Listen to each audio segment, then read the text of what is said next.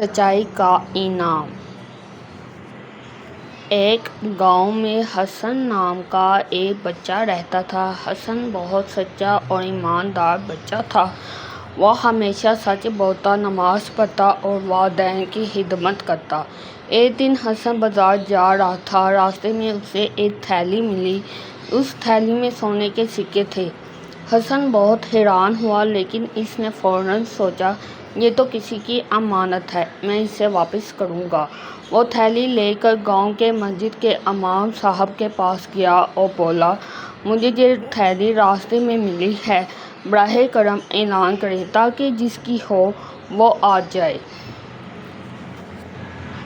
امام صاحب نے اعلان کروایا۔ کچھ دیر بعد ایک بوڑھا آدمی آیا جو بہت پریشان تھا۔ اس نے بتایا کہ اس کی تھیلی کھو گئی ہے۔ امام صاحب نے اس سے تھیلی کے بارے میں سوالات کیے۔ جب سب معلومات درست نکلی تو امام صاحب نے حسن سے کہا، بیٹا یہ تھیلی انہی کی ہے، لو واپس کرو۔ بوڑھے آدمی نے خوش ہو کر حسن کو دعائیں دیں اور کچھ سونے کے سکے بھی انعام میں دیے، لیکن حسن نے کہا، مجھے انعام نہیں چاہیے، میرا انعام اللہ کے پاس ہے۔ سبق: اللہ تعالیٰ سچ بولنے والوں کو اور ایمانداروں سے محبت کرتا ہے۔